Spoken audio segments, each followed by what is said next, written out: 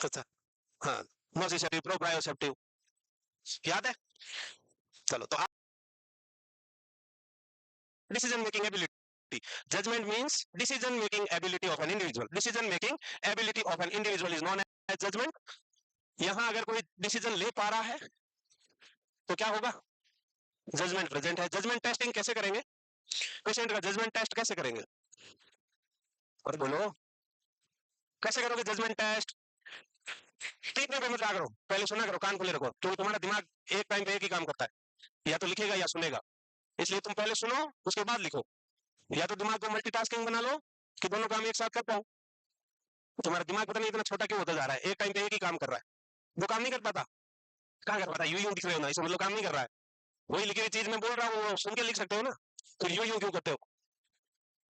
Judgement test करके बताओ, किसी भी पेशेंट का जजमेंट टेस्ट करना है कि उसमें जजमेंटल एबिलिटी है या नहीं है, कैसे करोगे? हाँ बताओ, कैसे करेगा बेटा, बता। कोई भी बोलो। अब इंडिविजुअल पूछे तो खुश हो जाए, नहीं तो घुसर घुसर करेंगे। बता बेटा, कैसे जजमेंट करेगा? हाँ, जैसे कि, हाँ सिचुएशन दो ना।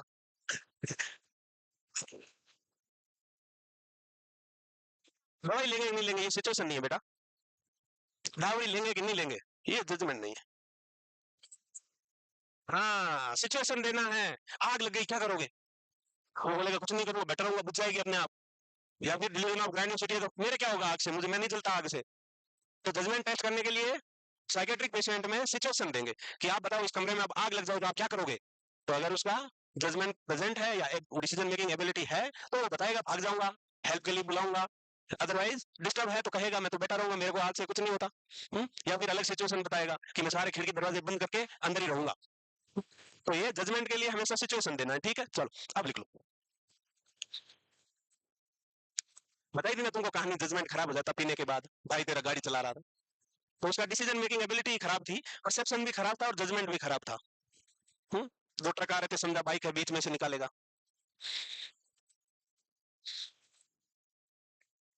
तुम्हारे जजमेंट ठीक है सबके? अच्छा,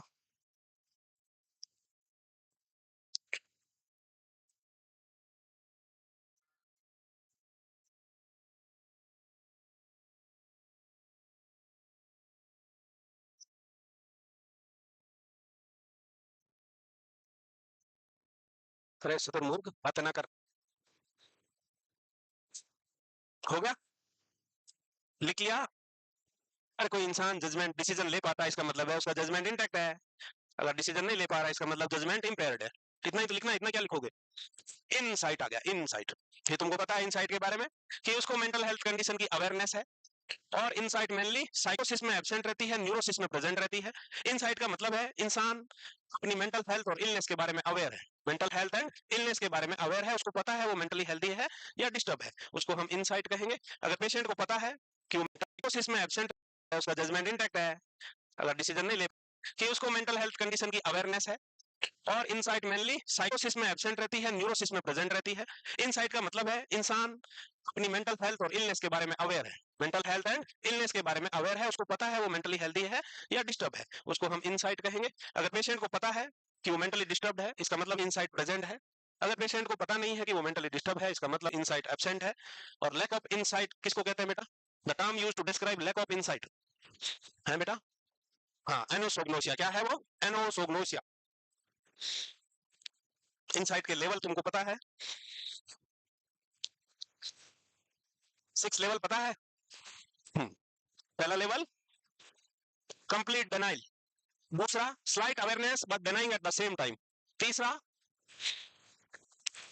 aware but blame to the external factor, चौथा aware but cause is unknown, और पांचवा intellectual insight, and six is to emotional insight. ऐसे लेवल याद रखने हैं।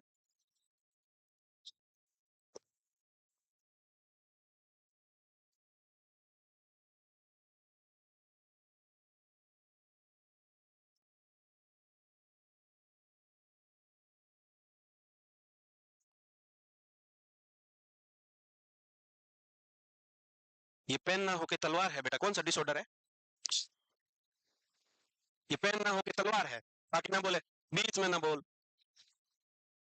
पेशेंट बता रहा है ये तलवार है, तलवार। क्या है बेटा? है बेटा याद करना टर्मिनोलॉजी बेटा। बेटा क्या कर रही है? इल्यूजन। क्या है ये?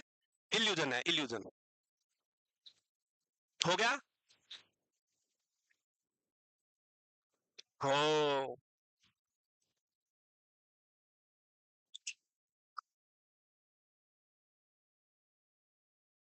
इनसाइट, इनसाइट तो झांको बे, खुद के अंदर भी तो झांको कभी। झांक नहीं रहे हो तुम लोग, हैं? दूसरों की तरफ झांकते हो, पर खुद के अंदर नहीं झांक रहे हो, हैं? गर्दन मोड़ मोड़ के झांक रहा, कोई इधर झांक रहा, कोई इधर झांक रहा, पर अंदर नहीं झांक रहा है। खुद के अंदर भी झांको थोड़ा। अब हो गया? मेमोरी, मेमोरी के डिसऑर्डर की बात करें तो मेमोरी क्या है? कि पावर ऑफ और ability of remember and recall, किसी चीज को परसीव करके, इंटरप्रेट करके स्टोर करना, और जब जरूरत पड़े तो वापस रिकॉल करना, क्या कहलाता है? मेमोरी कहलाता है। मेमोरी के टाइप्स होते हैं। इमीडिएट मेमोरी की बात करें, जिसको हम शॉर्ट टर्म, अदर वर्ड में शॉर्ट टर्म मेमोरी बोल सकते हैं, अदर वर्ड में क्या बोल सकते हैं? शॉर्ट टर्म मेमोरी बोल सकते हैं, या वर्किंग मेमोरी बोल सकते हैं। इसकी जो ड्यूरेशन होती है ये 15 to 30 second only, 15 to 30 second only रहेगी। और इसमें कितने आइटम रिमेंबर किए जा सकते हैं? तो 7 प्लस माइनस 2 रहेंगे। कितने? 7 प्लस माइनस 2 वर्ड्स हो सकते हैं या नंबर्स हो सकते हैं। एक मोबाइल नंबर, इमीडिएट मेमोरी का मतलब है एक मोबाइल नंबर आपने यूं देखा या किसी ने बोला और आपने जस्ट डायल कर लिया, वो नंबर डायल होके बात हो गई, 15 से 30 सेकंड बाद अगर आपको वापस बोले कि वो जो अभी नंबर मैंने पहले बोले थे वो वापस डायल करना, तो आपको वो नंबर याद नहीं रहेंगे, वो नंबर याद नहीं रहेंगे। ये वेरी शॉर्ट ड्यूरेशन के लिए रहती है। इसमें जरूर याद रखना है कि इसको शॉर्ट टर्म मेमोरी कहेंगे या वर्किंग मेमोरी कहेंगे, और इसकी ड्यूरेशन 15 टू 30 सेकंड ओनली रहती है। और इसमें कितने आइटम और वर्ड्स और नंबर्स याद रह सकते हैं? तो 7 प्लस माइनस 2 तक याद रहते हैं। और जो ब्रेन का पार्ट होता है जो शॉर्ट टर्म मेमोरी पे काम करता है या इमीडिएट मेमोरी पे काम करता है, वो है डोर्सोलेटरल प्रीफ्रंटल कॉर्टेक्स। ये part short term memory storage पे वर्क करता है। फिर दूसरी मेमोरी आती है रिसेंट मेमोरी, नाम से ही दिख रहा है रिसेंट। रिसेंट का मतलब है रिसेंटली। रिसेंटली मतलब पेशेंट से पूछा, रिसेंट मेमोरी चेक करने का एग्जांपल क्या हो सकता है? क्वेश्चन ऐसे भी आ सकता है कि कंडीशन दे रखी है, पेशेंट से पूछा, a nurse is asking to a patient about what you had in your dinner last night, what you had in your dinner in last night, which memory she is assessing. तो आपका example क्या होगा? वो कौन सी memory है? वो recent memory है। और इमीडिएट मेमोरी को टेस्ट करने का टेस्ट कैसे हो सकता है? कोई भी 3 चीजों के नाम बोलो, 5 चीजों के नाम बोल दो पेशेंट को, कुछ भी बोल दो, टेबल, पेन, फैन, हैन, ऐसे 4 नाम दे दिए। 5-10 मिनट बाद उसको वापस पूछो, 5-10 मिनट बाद उसको वापस पूछो कि मैंने जो अभी बताया था 4 आइटम के नाम, वो रिपीट करो। तो वो रिपीट अगर कर रहा है, इसका मतलब इमीडिएट मेमोरी इंटैक्ट है। रिसेंट आपको बता दिया। रिसेंट मेमोरी की ड्यूरेशन मिनट्स टू डेज हो सकती है, minutes two days, minutes to hours two days, यानी कि 24 हावर्स तक कोई मैक्सिमम मान चलो, इसको ऐसे याद रख सकते हो, मिनट्स टू डेज, और स्पेशली 24 आवर्स वाली रिसेंट। रिमोट मेमोरी क्या है भाई? Remote long term childhood memory, बचपन की यादें। 5th क्लास में बेस्ट फ्रेंड कौन था, क्लास टीचर कौन था, स्कूल का हेडमास्टर कौन था, प्रिंसिपल कौन था। 8th क्लास में बेस्ट फ्रेंड कौन था, कौन सी रो में बैठते हो, ऐसा कुछ याद आ रहा है तो। 12th क्लास में जो छुप छुप के देखते थे किसी को, उस लड़की का नाम क्या था बे? क्या था? कभी बोल नहीं पाए पर देखता रोज था। हाँ, क्या नाम था? अच्छा, सबकी कॉमन थी क्या? सारे एक साथ बोले थे? तो ये लॉन्ग टर्म मेमोरी है। Long term childhood school memory हो सकती है, long term childhood school memory, और ये ईयर बैक रह सकती है। लॉन्ग टर्म चाइल्डहुड मेमोरी, और ये कई सालों तक रह सकती है। वहीं अगर आपने इमीडिएट मेमोरी वाली चीजों को बार बार रिवाइज किया, रिहर्स किया, रिवाइज रिहर्स रिवाइज रिहर्स किया, तो इमीडिएट वाली रिसेंट में बदलेगी, फिर रिसेंट वाली और रिहर्स किया, प्रैक्टिस किया, तो वो रिमोट में बदल सकती है। अब बात करते हैं, रिमोट मेमोरी ही लॉन्ग टर्म मेमोरी का पार्ट है। इसको कौन कंट्रोल करता है? ब्रेन का कौन सा पार्ट कंट्रोल करता है? तो याद रखना, ये हिपोकैम्पस पार्ट कंट्रोल करता है। अब इसके भी अलग अलग क्लासिफिकेशन होगा, वो देखते हैं, ये लिख लो इतना। तो तीनों मेमोरी चेक कैसे करनी है आपको याद रखना है। क्वेश्चन भी इमीडिएट वाला कि जस्ट इमीडिएटली आपने कुछ चीजों के नाम दिए और पेशेंट से पूछा, कुछ मिनट बाद रिपीट करना। अगर पेशेंट उन चीजों के नाम रिपीट कर पाता है, इसका मतलब क्या है? इमीडिएट मेमोरी इंटैक्ट है। वहीं रिसेंट में आप 24 आवर्स का पूछ सकते हो, कल डिनर में क्या खाया, कल नाश्ते में क्या खाया था, ऐसा पूछ सकते हो। इसके अलावा remote long term childhood memory है, उसके बारे में पूछ सकते हो। तुम्हारी इमीडिएट मेमोरी बड़ी कमजोर है, क्योंकि अभी मैंने बोला वो तुम अभी याद नहीं रखोगे, है? हाँ, रिमोट तुम्हारी अच्छी है, जो 12वीं क्लास वाले के नाम याद है तुमको। हाँ, एक ही थी, कहाँ से मिलेगी भाई? कम है ना संख्या लड़कियों की। अरे मेल टू फीमेल रेशियो कम है ना। हाँ, Rajasthan, Haryana, male to female ratio ही कम है। और ठीक से पढ़ के नौकरी नहीं लगी ना, तो चीन चपाक डमडम कुछ नहीं होगा, सब मामला बिगड़ जाएगा सारा। तो सिर्फ दूसरों की बारातों में जाओगे, जिनकी नौकरी लगी उनकी में। तो पढ़ो भाई। हाँ, मकसद एक ही रखना है, डपाक डमडम नहीं रखना है। नौकरी वाला मकसद रखना है।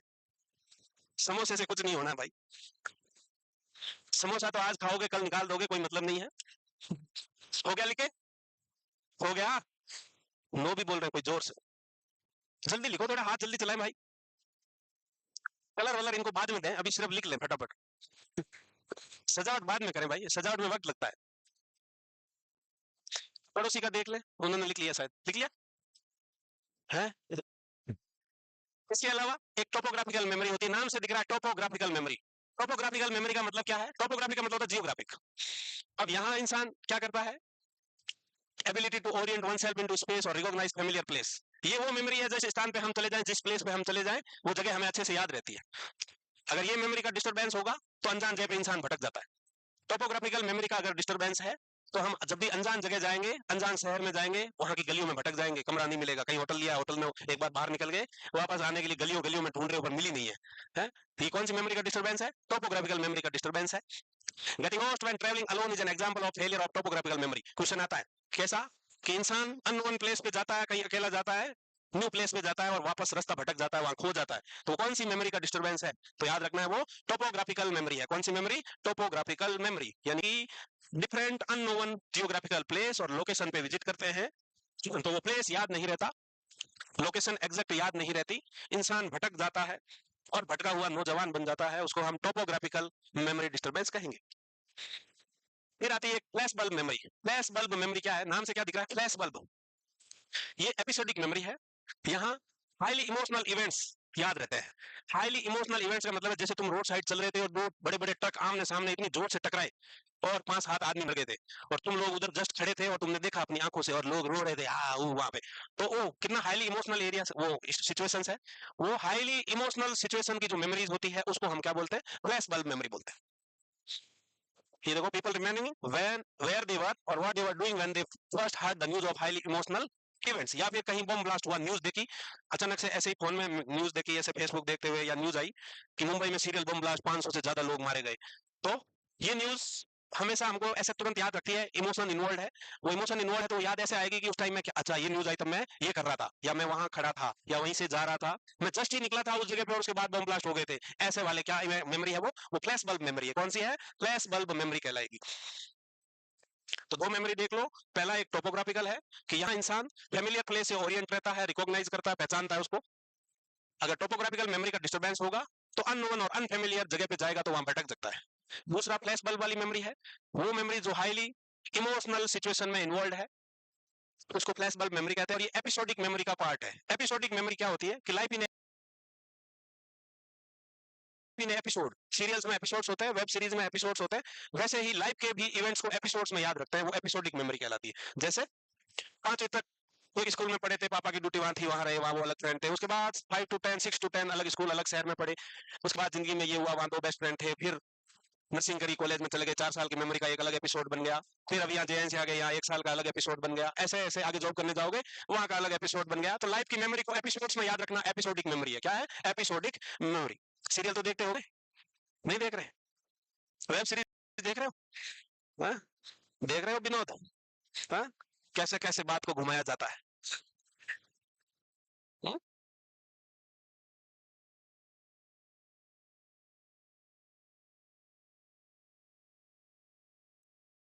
अरे विनोद सीधा देख बेटा, गर्दन यूं हो जाएगी, यूं हुई तो टॉर्टिकोलिस हो जाएगा, कछुआ गर्दन। हम्म? हो गया लिख के? तो टोपोग्राफिकल का मतलब होता है जियोग्राफिकल लोकेशन से रिलेटेड मेमोरी, और फ्लैश बल्ब मेमोरी जिसमें हाईली इमोशनल सिचुएशन हो, हाईली इमोशनल सिचुएशन हो। अब हो गया? अरे नहीं हुआ क्या? इतना क्या लिखते हो रे? 4 बार मैंने बोल दिया, 5 बार बोल देता हूँ शायद तब तक हो जाएगा, है ना? टोपोग्राफिकल मेमोरी जिसमें इंसान फेमिलियर सिचुएशन और जगह से, लोकेशन से ओरिएंट रहता है, इस मेमोरी का डिस्टर्बेंस होने से अननोन प्लेस पे, अनजान जगह पे इंसान भटक जाता है। दूसरा होता है फ्लैश बल्ब मेमोरी, ये एपिसोडिक मेमोरी का ही पार्ट है।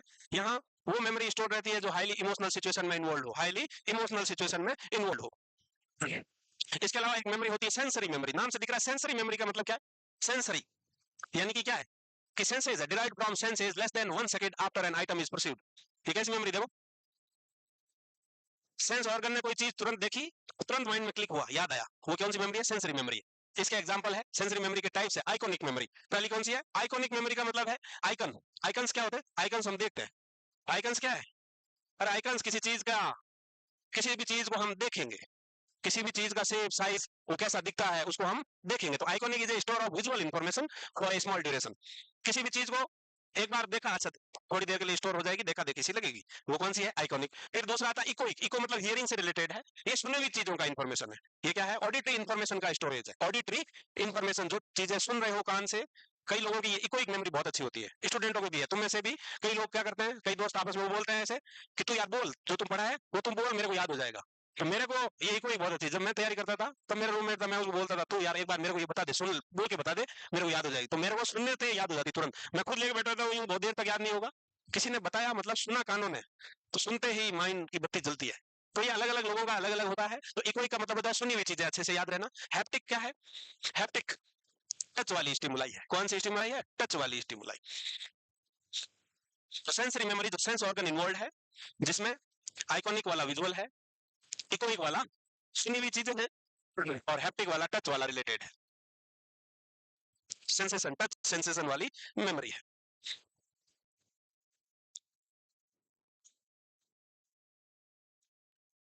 तो मेमोरी इज ए पावर और ability to remember and recall, जिसमें इमीडिएट मेमोरी को हम short term memory, working memory कहते हैं, और ये 15 से 30 सेकंड तक ही रहती है। 7 प्लस माइनस 2 आइटम एक साथ याद रखे जा सकते हैं। उसके बाद जो रिसेंट मेमोरी है, रिसेंट मेमोरी, बालिका कहाँ चली गई थी? कहाँ गई थी? नीचे खड़ी थी, फोन देख रही थी, मैंने देखा, मैं क्लास में आया तब। तो कोई काम था तो, हाँ रिसेंट मेमोरी का मतलब है मिनट्स तो हवास हो सकता है और डेज हो सकता है। पेशेंट से चेक करने के लिए पूछा जा सकता है डिनर में क्या खाया, कल कल नाश्ते में क्या खाया, कल आपने कौन से कलर का शर्ट पहना था। ये सब कौन सी मेमोरी है? Recent memory. रिमोट मेमोरी बचपन की याद है। स्कूल का नाम बताओ जहां आप अभी तक पढ़े थे। 8th क्लास में आपके क्लास टीचर्स कौन थे, या 12th में आपके कितने परसेंटेज बने, या किसी का बर्थ डेट पूछ सकते हो। ये सब कैसी वाली मेमोरी है? वो रिमोट मेमोरी कहलाएगी। सेंसरी मेमोरी के टाइप है, जिसमें सेंस ऑर्गन इन्वॉल्व है। आइकॉनिक में विजुअल देखी हुई चीज है, इकोइक में सुनी हुई चीज है, और हैप्टिक में टच से सेंसेशन से रिलेटेड वाली चीज है। हो गया? नहीं हुआ? इतना धीरे से कैसे बात होगा भैया, तुम तो कछुआ चाल ही चल रहे हो। वैसे ठीक है, slow and steady wins the race, चलेगा।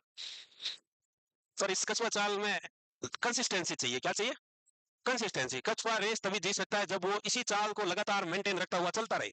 पहले से ही चाल स्लो है और उसमें भी बीच बीच में नींद की झपकियां ले रहा है, इसका मतलब जीतना बहुत मुश्किल है। हुँ? तो जैसी भी चाल हो लगातार चलते रहिए, रुकने का नहीं। अरे बेटा टच से रिलेटेड कुछ भी मेमोरी, जैसे आपको खरोच लगी, यूं आप दीवार के पास से जा रहे थे, दीवार के पास से जा रहे थे, यहाँ एक नुकीली कील लगी थी, और आप यूं, अब आप जब भी कोई भी ऐसी चीज देखोगे, आपके दिमाग ने एक बार तो सेव किया टच वाली मेमोरी, जब भी कोई ऐसी चीज देखोगे आपको फट से याद आएगा, दूर रहना है वरना फिर से लग सकती है। कोई भी चीज टच से रिलेटेड वाली मेमोरी का क्या है? हैप्टिक मेमोरी कहते हैं, क्योंकि टेक्टाइल कोई दूसरा नाम क्या है? हैप्टिक है ना। टेक्टाइल का दूसरा नाम क्या है? हैप्टिक है। अब हो गया। अब देखें, लॉन्ग टर्म मेमोरी को ऐसे पार्ट में डिवाइड किया गया है।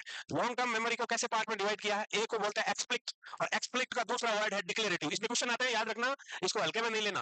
क्वेश्चन एग्जाम्पल के साथ आएंगे, कैसे आएंगे बताओ। एक्सप्लिक्ट को हम डिक्लेरेटिव मेमोरी बोलते हैं, वही दूसरी मेमोरी होती है वो इम्प्लिक्ट होती है, और उसको बोलते हैं नॉन डिक्लेरेटिव। पहले सिर्फ सुनो, उसके बाद बनाना, फोटो ले लेना या बना लेना। अब एक्सप्लिक्ट जिसको हम डिक्लेरेटिव मेमोरी बोलते हैं वो है क्या? इसके दो पार्ट होंगे, एक होगा एपिसोडिक और दूसरा होगा सिमेंटिक।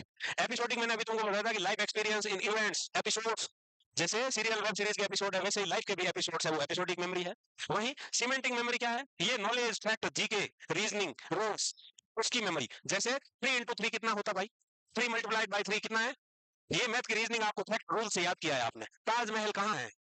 हाँ, तो ये मेमोरी कौन सी है? ये सीमेंटिंग मेमोरी है। ऐसा क्वेश्चन आएगा कि if a nurse asking a patient about where is the location of Taj Mahal and patient replies it's in Agra, which type of memory she is assessing? तो आपको याद रखना है ये कौन सी मेमोरी है? ये सीमेंटिंग मेमोरी है।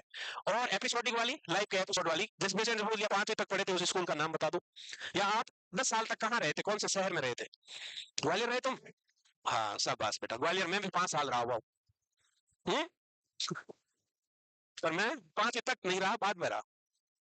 फिर आता है इम्प्लिक्ट और नॉन डिक्लेरेटिव। इम्प्लिक्ट और नॉन डिक्लेरेटिव में कौन कौन सी चीजें आएगी, यहाँ स्किल्स, ये सारी चीजें कॉन्शियसली, क्या है ये कॉन्शियसली रिकॉल है, ये भी जरूर याद रखना है। एक्सप्लिक्ट मेमोरी में जो चीजें होती है वो हम कॉन्शियसली रिकॉल करते हैं, वही इम्प्लिक्ट मेमोरी में अनकॉन्शियसली रिकॉल रहता है। जैसे प्रोसीजरल स्किल और एक्शन याद रहता है, कैसे बचपन में सीख गए थे कि ब्रश कैसे करना है, दांत को कैसे मांजना है, बचपन से सीख गए, अब आप मरोगे नहीं तब तक ब्रश करना थोड़ी भूलोगे, भले ही तुम 5 साल तक ब्रश ना करो, 5 साल बाद तुमको ब्रश पकड़ा देगा, भूल जाओगे क्या, भूल जाओगे, अरे बावला ये भूलने का नहीं।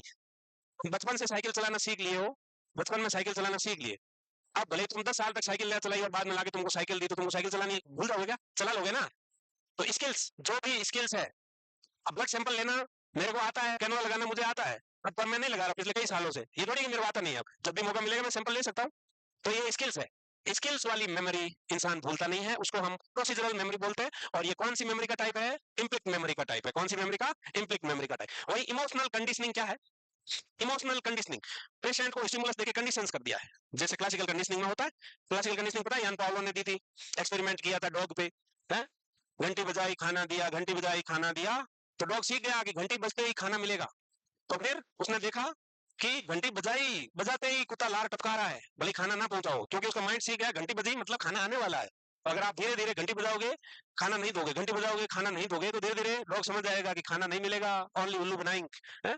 तो धीरे धीरे वो लार टपकाना बंद कर देगा। तो इससे क्या होता है, कंडीशन बिहेवियर, जो भी बिहेवियर हमको कंडीशन किए गए हैं, वो बिहेवियर भी हमेशा हमें याद रहते हैं, हमेशा हमें याद रहते हैं। जैसे बचपन से सिखाया जाता है कि मिसबिहेव किया, गंदे वर्ड बोले तो मम्मी एक थप्पड़ मारती थी, जैसे ही गाली वाले वर्ड बोले बड़ों को तू बोल दिया एक थप्पड़, तो हम जिंदगी भर आप कहना सीख आते हैं। तो ये क्या है, कंडीशन वाली सिचुएशन है। क्या है ये, कंडीशन सिचुएशन है, कि जिसमें हमें पनिशमेंट देके, रिवॉर्ड देके हमारे बिहेवियर को मॉडिफिकेशन किया है, वो बात हम जिंदगी भर नहीं भूलते हैं। वो मेमोरी क्या कहलाती है, इमोशनल कंडीशनिंग, और ये इम्प्लिक्ट मेमोरी है। क्या है, इम्प्लिक्ट मेमोरी। अब टीप लो, हाँ लिख लो रे, लिख लिया। हाँ, कई शानों ने साथ साथ ही लिख लिया, सियाने लोग है ना। हाँ, सयाने होने भी चाहिए, जमाना ऐसा ही है,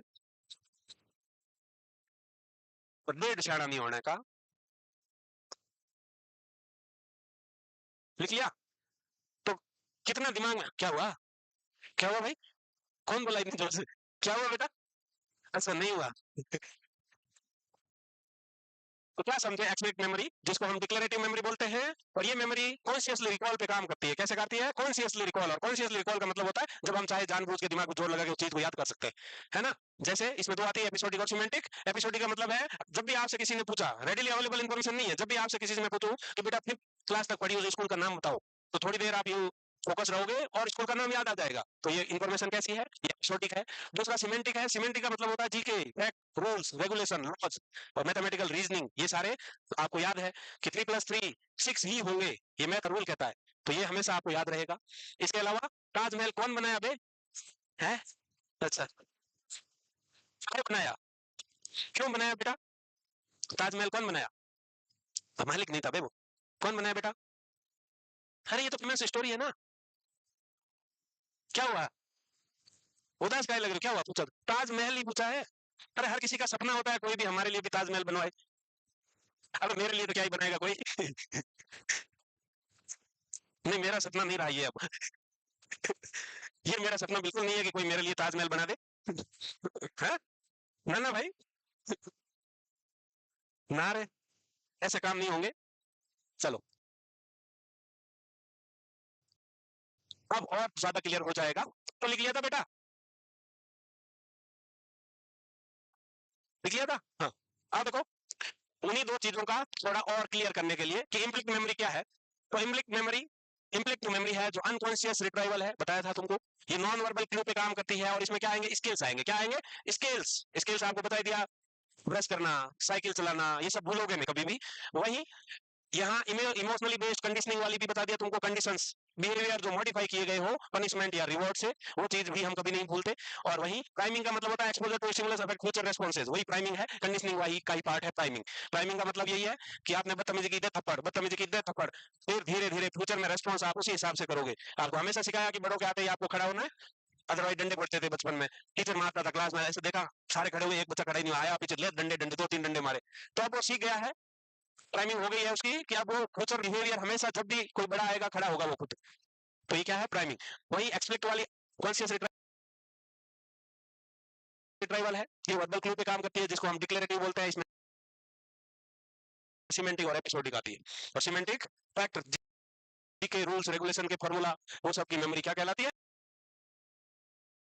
सिमेंटिक मेमोरी। और लाइफ को एपिसोड्स में याद रखना एपिसोडिक मेमोरी कहलाती है।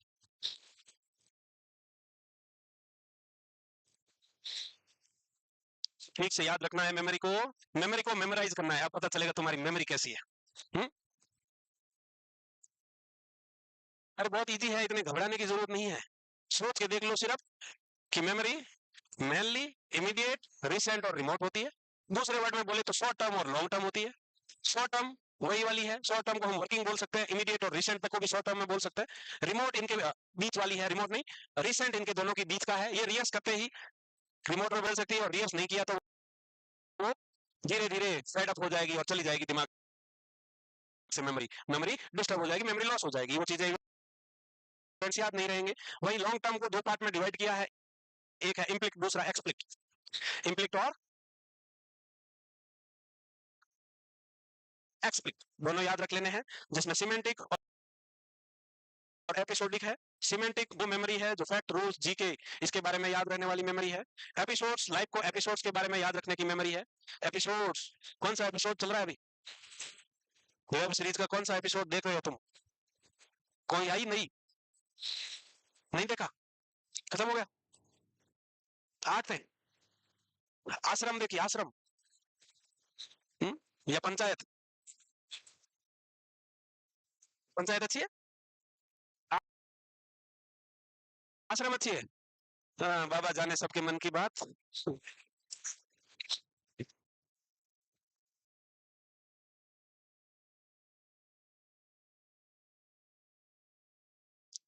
चलो चलो गुनगुनाओ नहीं, जल्दी लिखो।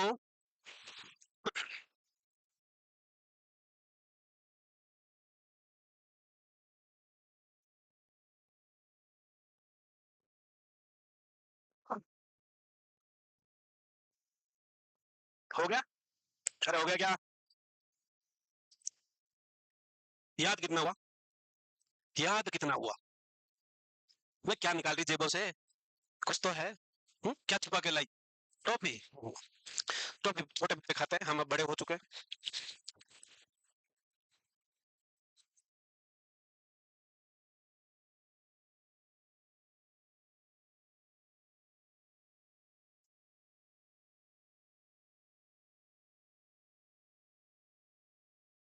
बोलते हैं जिसके अंदर दो तरह की मेमोरी आएगी, एक होगी एपिसोडिक, दूसरी होगी सिमेंटिक। एपिसोड लाइफ के मेमोरी के पार्ट्स को एपिसोड में डिवाइड करके याद रखते हैं। वहीं सिमेंटिक वाली जी के rules regulation math reasoning formulas ये सब याद रखना है, फैक्ट्स, वो मेमोरी कैसी है, वो सिमेंटिक मेमोरी कहलाती है।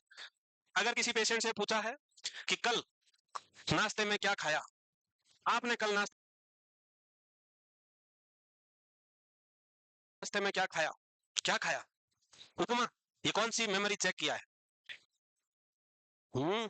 रिसेंटली, कल रिसेंट ही तो था, अभी रिसेंटली हुआ है, ऐसा ऐसा तो हमेशा बोलते हो पर पता नहीं ये रिसेंट है।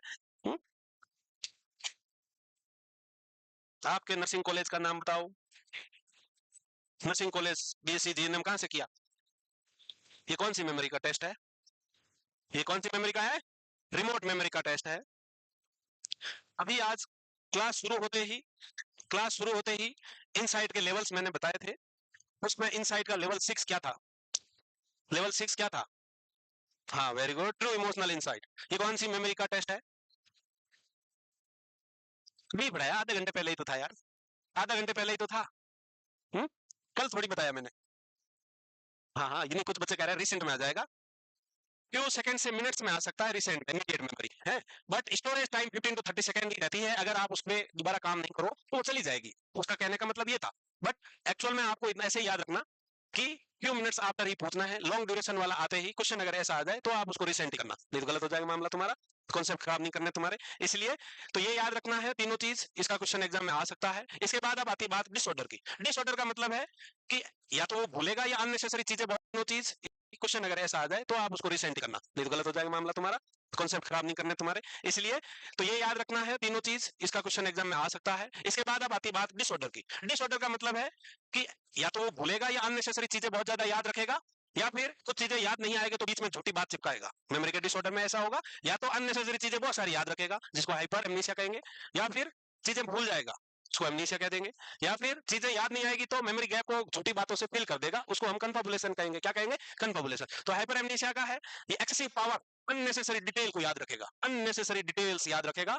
किसी भी चीज की बहुत ज्यादा अननेसेसरी डिटेल में याद रखना। कोई भी एक एग्जांपल ले लो, कुछ भी पूछा तो उसको इतनी डिटेल में कहानी के तौर पे बताएगा। अब जैसे पूछ लिया आज तुम हॉस्टल से कितने बजे निकली बेटा ज्ञान स्थलम से, ऐसा पूछा, और उसने उस कहानी को बताना शुरू किया कि मैं सुबह उठी, उसके बाद नहाई धोई, ये किया वो किया, उसके बाद मैं रूम बैग उठाया, देखा बैग में नोटबुक नहीं थी, फिर वापस गई सीढ़ियों से ऊपर गई, बुक डाल के लाई, उसके बाद मैं हॉस्टल से निकल के लेफ्ट वाली गली से नहीं आई, राइट वाली गली से आई, लेफ्ट वाली गली में कुत्ते और गायें ज्यादा होती है तो राइट वाली गली से आई, और उसके बाद मैं हॉस्टल आके आज लंच यहाँ किया क्योंकि दाल बाटी चूरमा यहाँ था, आज नहीं कल था है। और फिर बताएगी क्या कि मैं, ये सर्कमटेंशियलिटी जैसा पार्ट है। कैसा? सर्कमटेंशियलिटी जैसा कि अननेसेसरी डिटेलिंग। कोई भी एक एपिसोड होगा या जिंदगी में कुछ भी घटना हुई होगी उसका अननेसेसरी डिटेलिंग याद रखेगा। अननेसेसरी डिटेलिंग जितनी याद रखने की जरूरत नहीं है, इससे दिमाग में कचरा हो जाएगा, तो ज्यादा याद भी रखना खराब चीज है। एमनीसिया, यहाँ मेमोरी डिस्टर्ब है, यहाँ मेमोरी का डिस्टर्बेंस है, तो दो वर्ड लिख लो। हाइपर एमनीसिया का मतलब होता है बहुत ज्यादा अननेसेसरी चीजों को याद रखना या चीजें इन डिटेल में याद रखना। एमनीसिया में मेमोरी डिस्टर्बेंस है जिसमें इंसान रिमेंबर और रिकॉल नहीं कर पाएगा, रिमेंबर और रिकॉल नहीं कर पाएगा। डिमेंशिया और एमनीसिया में क्या फर्क है बेटा? डिमेंशिया और एमनीसिया में क्या फर्क है? अरे डिमेंशिया और एमनीसिया, डिमेंशिया एक ब्रॉड टर्म है, एक डिजीज है जिसमें उसका सिम्टम होता है एमनीसिया। डिमेंशिया में simply only loss of memory नहीं है, साथ में अदर हायर कॉग्निटिव फंक्शन भी डिस्टर्ब रहेंगे, like attention, concentration, learning, thought, ये सब भी डिस्टर्ब होंगे, वो तो है डिमेंशिया। सिर्फ मेमोरी का डिस्टर्बेंस होना एमनीसिया है। तो amnesia is particular word for disturbance of memory और loss of memory, while dementia is a broad term which include disturbance of memory, thought, cognition, attention, concentration, ये सब का डिस्टर्बेंस होगा। ठीक है, इसके अलावा इसके डिसऑर्डर में देखेंगे रेट्रोग्रेड। रेट्रो, रेट्रो यानी रिवर्स, रेट्रो यानी रिवर्स, और रिवर्स गियर का मतलब है पीछे जाएगी गाड़ी, गाड़ी किधर जाएगा? पीछे। तो रेट्रो का मतलब है पीछे, past memory disturbance, past memory disturbance को हम क्या बोलेंगे? Retrograde amnesia. जैसे एग्जांपल, एक पेशेंट बाइक से ऑफिस जा रहा था, एक आदमी, रास्ते में बाइक का एक्सीडेंट हो गया, हेड इंजरी हो गई, क्रेनियोटोमी कर दी, उसके बाद जब वापस कॉन्शियसनेस में आया तो उसको याद ही नहीं है पीछे का कुछ भी, पीछे का कुछ भी याद नहीं है, जो इवेंट्स हुआ, एक्सीडेंट हुआ, उससे पहले का कुछ भी याद नहीं है कि कहाँ जा रहा था, घर से कब निकला, कहाँ रहता है, कुछ भी याद नहीं है उसको पीछे का। आगे क्या क्या इवेंट्स हो रहे हैं वो सारे याद रह रहे हैं, बट पीछे का सारा मामला साफ हो चुका है, मेमोरी कार्ड डिलीट हो गया, सॉफ्टवेयर अपडेट हो गया, मेमोरी डिलीट हो गई है पीछे की। तो रेट्रो यानी पास्ट, रेट्रो यानी पास्ट, पास्ट यानी पीछे, तो पीछे की मेमोरी का डिस्टर्बेंस होना रेट्रोग्रेड एमनीसिया कहलाएगा। यानी कि किसी भी पेशेंट का एक्सीडेंट हुआ, वापस जब कॉन्शियसनेस में आया, पीछे की सारी चीजें भूला हुआ है, अब आगे जो जो घटनाएं हो रही है वो सबका याद रहेगा, बस वो पीछे वाला मामला साफ हो गया। न्यू मेमोरी तो बन रही है बट पास्ट मेमोरी डिलीट हो गई है। तुम्हारे लिखा हुआ है बच्चे? हम्म? क्या? कब? पहले? तो अभी अभी हुआ जी, गाड़ी बड़ी फास्ट है। तुम्हारे तो लिखा हुआ है पुराना।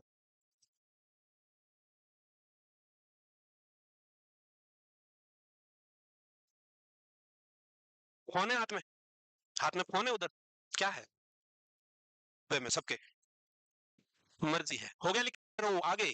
तो रेट्रोग्रेड याद रह जाएगा बच्चे, फास्ट मेमोरी का डिस्टर्बेंस। फिर एंटरोग्रेड है, एंटरोग्रेड का मतलब एंटरो आगे, एंटरो आगे, आगे क्या होगा? आगे की मेमोरी डिस्टर्बेंस होगी, आगे की मेमोरी डिस्टर्बेंस होगी मतलब आगे की तो बनी नहीं है, तो यानी इसको बोलेंगे कैसे कि new memory can not be formed, नई मेमोरी नहीं बनेगी। जैसे एक्सीडेंट हो गया था, उसका हेड इंजरी हो गई, सर्जरी वर्जरी कर दी, अब वापस कॉन्शियसनेस में आया तो पीछे का सब कुछ याद है, अब उसके साथ जो जो हादसे हो रहे हैं, अब नई मेमोरी नहीं बन रही है कि आज दिन में क्या हुआ, वो अगर पूछेंगे तो उसको कुछ याद नहीं रहेगा, सुबह क्या खाया कुछ भी याद नहीं रहेगा। अभी का जो होश में आने के बाद के इवेंट्स होंगे वो बिल्कुल भी स्टोर नहीं होंगे, बिल्कुल भी स्टोर नहीं होंगे। तो new memory can not be formed and this person does not forget of his past event after the trauma, but power of retaining new memory is lost। दूसरे वर्ड में बोले तो new memory can not be formed, new memory not formed, याद रख लो, new memory not formed, नई memory का नहीं बनना क्या कहलाएगा? In this patient can not convert his short term memory into long term memory, और इसको हम शॉर्ट टर्म मेमोरी लॉस बोल सकते हैं, नई मेमोरी का नहीं बनना। चलते चलते अचानक से भूल गया, चलते चलते अचानक से भूल गया मैं कहाँ हूँ, गजनी गजनी है, Ghajini short term memory loss patient. Ghajini movie में देखा था आमिर खान की गजनी मूवी, फिर गजनी कट भी आया था, उसके तो हेड इंजरी का निशान था, उसके जैसा हेयर स्टाइल भी आ गया था बाद में। पुरानी मूवी हो गई गजनी, अभी काफी साल हो गए, जब तुम छोटे बच्चे थे। हैं? 11 मई थी भाई, तुझे तो ईयर भी याद है। गजनी कट तो नहीं कराया था तूने? अच्छा।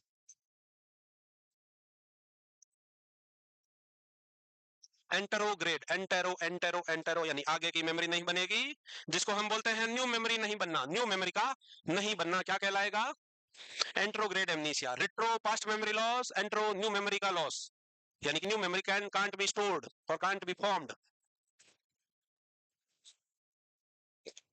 क्या हुआ, राइटिंग तो आज तो अच्छी लिखी हुई है, नहीं समझ में आ रही? आ गई? नहीं आई? अच्छा, फिर इतना काय घूर रहे हो तो इसको। अच्छा अच्छा, विश्वास कर लो, वैसे विश्वास ना करो तो भी ठीक है।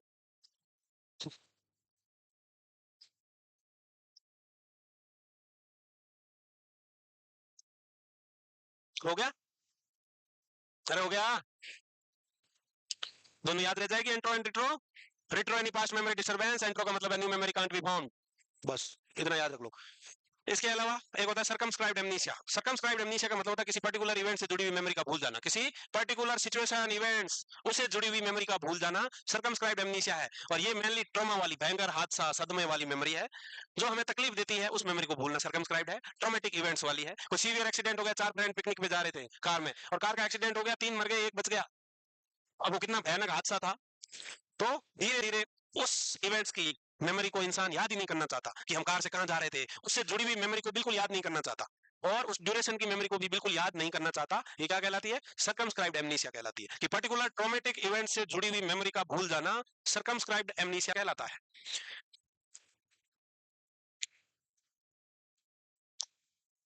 A person forgets all the detail of a traumatic or very serious car accident in which another 3 friends are died and only he survived.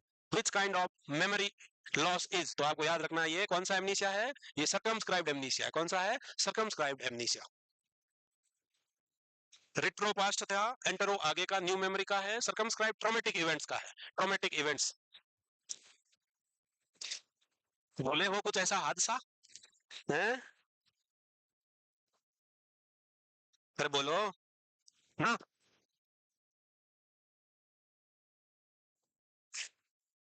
बालक, लिख लिया? हाँ, जानबूझ के कुछ नहीं होता ये, तकलीफ देने वाली चीज, अपनी तकलीफ अपना दिमाग ज्यादा दिन तक याद नहीं करता है, ऑटोमेटिक होता है सब, अनकॉन्शियसली। जानबूझ के थोड़ी भूलता है वो, हमको लगता है ऐसे जैसे किसी का पहला पहला प्यार, शादी करने के सपने, ये वादे वो कस्में, बट क्या हुआ एक दिन, एक दिन क्या हुआ, सडनली ब्लॉक, उसके बाद नंबर चेंज, और कुछ दिनों बाद तुमको पता चला उसने तो नया बॉयफ्रेंड बनाया है और उससे शादी भी करने वाली है या वाला है? अभी बात उस इंसान के लिए बहुत हादसे से कम नहीं है ये।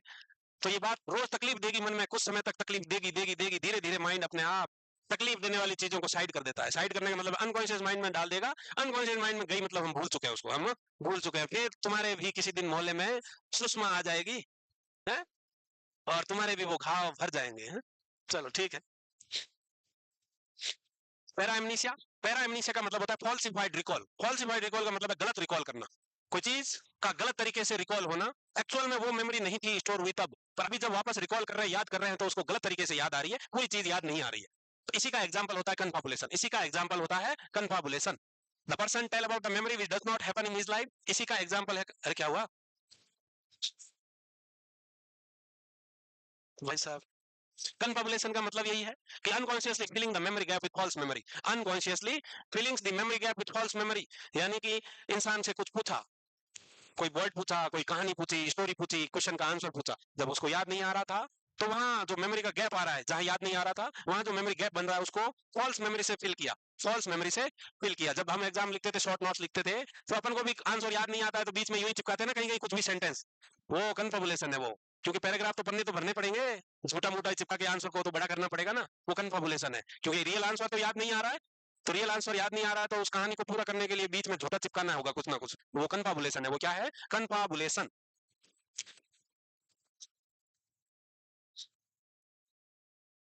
वापस बताऊंगा, लिखती रहे।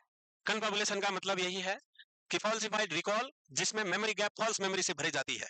फॉल्स मेमोरी से मेमोरी गैप भरने का मतलब यही है बेटा कि आपसे कुछ भी पूछा जाए, कि आपसे क्या पूछ ले हम, कुछ भी पूछ ले, अब क्या पूछे तुमको कि एटीएल फ्लैटर क्या होता है, इसमें हार्ट की रेट कितनी हो सकती है, रिदम कितना हो सकता है, एक्सप्लेन इन 200 वर्ड्स। अब आपको 200 वर्ड्स में वो एक्चुअल चीज तो याद नहीं आएगी कि क्या क्या होता है हार्ट में। अब आप बीच बीच में जितना याद है वो तो लिखोगे, बीच बीच में जो याद नहीं आ रहा इसका मतलब झूठी बात ही लिखोगे, जो एक्चुअल फैक्ट नहीं है वही लिखोगे। तो ये मेमोरी जो गैप है उसको भरने के लिए फॉल्स मेमोरी का यूज करना क्या कहलाता है, कन्फाबुलेशन कहलाएगा। कन्फाबुलेशन सिंपल वर्ड में याद रखना है, filling the memory gap with false memory, fillings the memory gap with false memory. कुछ चीज एक्चुअल में याद नहीं आ रही हो, मेमोरी गैप आया, उस गैप को भरने के लिए फॉल्स मेमोरी से भर के उस बात को पूरा कर दिया, वो कन्फाबुलेशन कहलाएगा। और कन्फाबुलेशन पैरा एमनीसिया का एक टाइप है। कन्फाबुलेशन पे एमसीक्यू बहुत बार आता है और ये आपको 2 नंबर भी दिला सकता है और बहुत इजी है। A patient with Alzheimer fills the memory gap with false memory, बस ऐसा ही क्वेश्चन है सिंपल सा, और उसका आंसर सीधा सीधा क्या होगा, कन्फाबुलेशन। A patient with Alzheimer disease, a patient with schizophrenia asked something but patient does not remember what exactly happened, so he or she fills the memory gap with false memory. What is this sign is? तो आपका answer क्या है, जहां भी देख लो memory gap को false memory से भर रहा है, इसका मतलब वो कन्फाबुलेशन हो रहा है। क्या हो रहा है, कन्फाबुलेशन हो रहा है बेटा। हाँ बिल्कुल, वर्ल्ड डिमेंशिया डे बोल सकते हो। और डिमेंशिया का ही मोस्ट कॉमन टाइप और मोस्ट कॉमन कॉज होता है एल्जाइमर। ये लिखवाया था ना तुमको परसों ही मैंने, 21 सितंबर Alzheimer day, Alzheimer awareness day, dementia prevention day. Schizophrenia आज नहीं है, आज ओनली एल्जाइमर डे है। कल तुम्हारा लिखा हुआ है, कल या परसों में था वो। एल्जाइमर का मतलब होता है बुढ़ापे के साथ साथ जैसे जैसे बूढ़े हो जाओगे न्यू न्यूरॉन्स नहीं बनेंगे ब्रेन में, और जो बने हुए उनका डिजनरेशन होगा। जब नहीं बनेंगे, न्यूरॉन्स डिस्ट्रॉय होने लगेंगे, ब्रेन का एट्रोफी यानी श्रिंकेज होने लगेगा, तो आप भूले बनते जाओगे, भूला, याद नहीं रहेगा कुछ भी, घर में ही खो जाओगे, गली से बाहर निकले भटक गए, वापस घर ही नहीं मिलेगा। सीवियर स्टेज में तो बाथरूम के लिए अपने बेड से उठ के गए और फिर घर में ही भटक गए, बेड ही नहीं मिल रहा कि गया कहाँ। ऐसी हालात हो जाएगी, चश्मा रख के भूल जाओगे और पूरे घर में चश्मा ढूंढोगे, मिलेगा नहीं वो चश्मा। ये सब क्या है, एल्जाइमर डिजीज के एग्जाम्पल है। इसके बाद आता है deja vu. Deja vu is feeling of familiar with unfamiliar situation, feeling of familiarity with unfamiliar situation, यानी आपको पहले भी कहीं देखा है। डेजा डी देखा देखा सा लग रहा है, क्या लग रहा है, देखा देखा सा लगना, पहली बार देख रहे हैं फिर भी देखा देखा सा लगता है। ये सबको होता है, नॉर्मल है। कई बार हम मार्केट में घूम रहे होते हैं, कोई इंसान दिखता है, हमको लगता है यार ये देखा हुआ सा लग रहा है, कहाँ देखा है इसको, यूं कोशिश करते हैं बट वो देखा हुआ नहीं होता, वो बस देखा देखा सा ही लगता है। तो आपको पहले भी कहीं देखा है, इसको दूसरे वर्ड में याद रख सकते हो, ऐसे याद रखना, डीई यानी देखा सा, देखा देखा सा लग रहा है। तो देखा देखा सा लग रहा है इसका मतलब पहले नहीं देखा था फिर भी देखा देखा सा लग रहा है। तो feeling of familiar with unfamiliar, familiar का मतलब है देखा हुआ सा, अनफेमिलियर है कि पहले कभी नहीं देखा फिर भी देखा हुआ लग रहा है। तो आपको पहले भी कहीं देखा है, इसका मतलब ये डेजाऊ है। क्या है, डेजाऊ। इसका उल्टा होता है जैमसुक। यहाँ false feeling of unfamiliarity with familiar situation, यहाँ क्या होगा, देखा हुआ है फिर भी क्या, अनदेखा सा लग रहा है। जैसे किसी को पैसे उधार दे दो और उसने तुम्हारे फोन उठाने बंद कर दिए, किराए का कमरा खाली करके कहीं और चला गया, और अचानक से वो 5 साल बाद तुमको कहीं मिल गया और तुम उसको आवाज दे रहे हैं, राहुल रुक इधर, राहुल इधर, वो गए क्या, वो आदमी कहेगा क्यों क्यों भाई क्या हुआ, कौन हो आप कौन, ठीक है, आप कौन, मतलब पहले देखे हुए हैं फिर भी अब पहचानने से मना कर रहा है, अनदेखा सा कर रहा है, अब नहीं पहचान पा रहा है।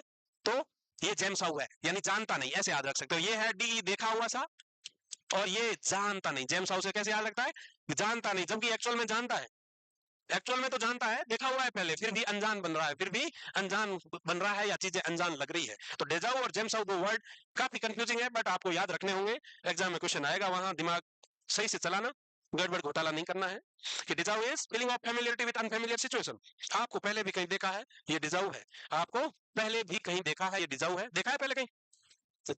और दूसरा ऑनलाइन देखा क्या, इधर ही आ रहा हूँ रोज। हाँ, फिर आता है जेम्साउ। जेम्साउ का मतलब क्या है कि feeling of unfamiliar with familiar situation, आप कौन, पहले देखा हुआ है फिर भी अनदेखा सा लगना, पहले देखा हुआ है फिर भी अनदेखा सा लगना क्या कहलाएगा, जेम्साउ कहलाएगा। अरे बालक, नादान बालक क्या कर रहा है, हाथों से क्या खेल रहा है। हाथों से खेलने को फिस्टिंग बोलते हैं, क्या बोलते हैं, फिस्टिंग। फिस्टिंग का मतलब इंसान अपनी उंगलियों को यूं करेगा, कभी हाथ यूं मरोड़ेगा, यूं यूं दिन भर अपने हाथों उंगलियों से खेलता रहेगा। ये एडीएचडी में देखने को मिल सकता है, attention deficit hyper activity disorder में मिलता है, मेंटली रिटार्डेशन में मिल सकता है। ऐसा नहीं करना है ना, इससे क्या है, आपका ध्यान मेन थीम से भटक जाता है, आप उसमें खो जाते हो, मशगूल हो जाते हो उंगलियों में यूं। हम्म? थोड़ी देर के लिए इस दुनिया से उंगलियों की दुनिया में आ जाते हो, कनेक्शन कट हो जाता है।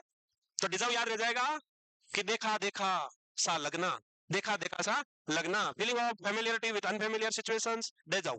जेम्साउ is feeling of unfamiliarity with familiar situation, यानी कि आप कौन जानता नहीं मैं, आप कौन जानता नहीं मैं, जेम्साउ कहलाता है। याद है कि नहीं, कहां से होगा। फिर आता है डेजा एंटंडू, डेजा एंटंडू, डेजा एंटंडू का मतलब क्या है, ईएनटी रिलेटेड टू हियरिंग, ऐसे याद रख सकते हो, ईएनटी रिलेटेड टू ईयर और ear related to hearing. Ear और ईयर से क्या करते हैं हम, सुनते हैं, ईयर से हियर करते हैं, क्या करते हैं, ईयर से हियर, ईयर से हियर है, तो ईयर से हियर करते हैं।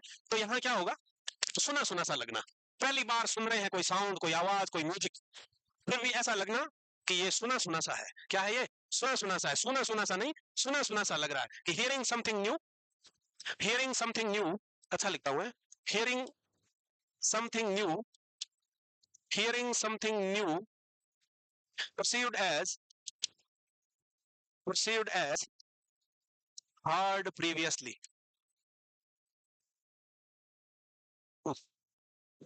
hearing something new perceived as heard previously, पहली बार कोई साउंड सुन रहे हैं, आवाज सुन रहे हैं, गाना सुन रहे हैं, फिर भी ऐसा लगता है ये कहीं कोई ट्यून, फ्लूट, रिदम, साउंड कुछ भी सुन रहे हो, ऐसा लगता है ये सुना हुआ सा है, सुना सुना सा लगना, क्या कहलाता है, डेजा एंटंडू, डेजा एंटंडू।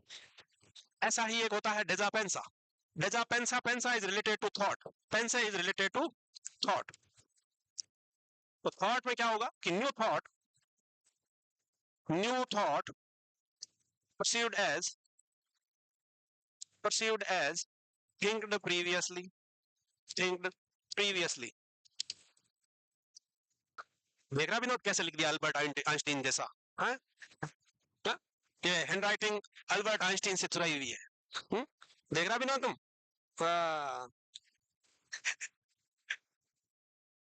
लगातार हैंड राइटिंग में सुधार होता जा रहा है, देख रहे हो तुम। तो डेजा इंटेंडो याद रखना है कि new thought, sorry, hearing something new perceived as heard previously, पहली बार सुन रहे हो कोई साउंड, कोई आवाज, कोई नॉइज, फिर भी ऐसा लगना सुना सुना सा लग रहा है। हाँ हाँ, चौंच काहे लड़ा रहे हो, यूट्यूब, गुटरगू गुटरगू। फिर आता है डेजा पेंसा, यहाँ new thought perceived as think previously, new thought perceived as think previously. तो ये चार, डेजा जेम्स, डेजा इंटेंडो, डेजा पेंसा, ये चार चीज याद रह जाएगी क्या।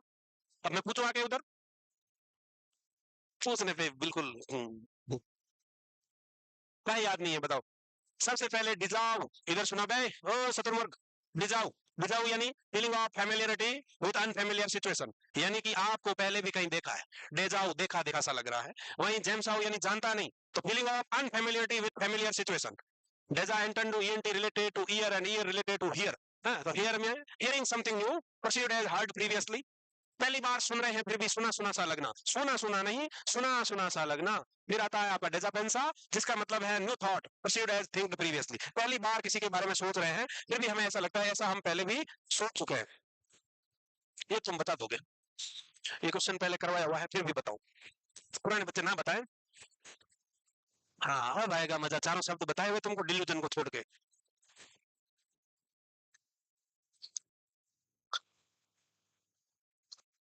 है तुम तो, तुमको पता है पुराने बच्चे, कहाँ लगता है बेटा, तुमको कहाँ लगता है कहाँ होगा इसमें, है। क्वेश्चन पूछ रहा है, false believe which is unexplained by reality and shared by number of people in the community, एक ऐसा विचार जो एक्चुअल में गलत है बट कम्युनिटी में बहुत सारे लोग मानते हैं उसको।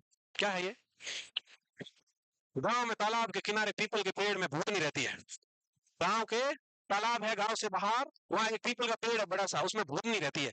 ये बात पूरे गांव वाले मानते हैं, पूरे गांव वाले मानते हैं कि रात को शाम सूरज ढलने के बाद वहां मत जाइए, वहां भूतनी है। ये बात सारे लोग मानते हैं, इसलिए इसको क्या बोलते हैं, अंधविश्वास है ये। तो अंधविश्वास को हम क्या बोलते हैं, सुपरस्टिशन बोलते हैं। क्या बोलेंगे, सुपरस्टिशन। डिल्यूजन सेम वही है, फॉल्स फिक्स्ड बिलीफ। डिल्यूजन भी गलत विचार या धारणा है, बट वो कम्युनिटी में शेयर नहीं होता। डिल्यूजन एक को हुआ, ये थोड़ी नहीं सारे गांव वाले राजा बन गए, एक पेशेंट कह रहा है मैं राजा हूं आज से इस गांव का, तो सारे गांव वाले थोड़ी कह रहे हैं कि हम राजा हैं।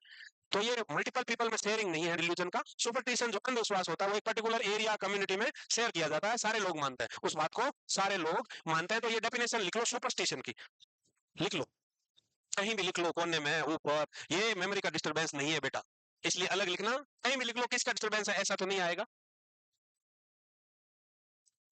एक्चुअल में सुपरस्टिशन भी थॉट का ही डिसऑर्डर है। किसका डिसऑर्डर है?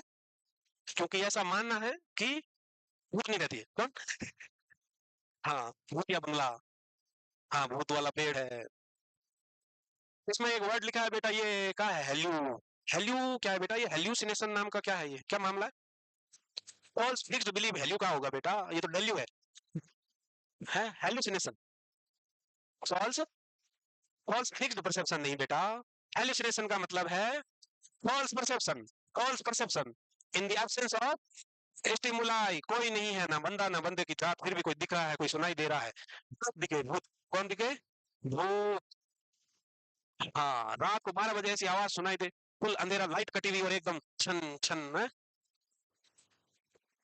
चंद्रमुखी नहीं, चंद्रमुखी थी क्या वो? मंजूरिका थी। हाँ, मंजूरिका।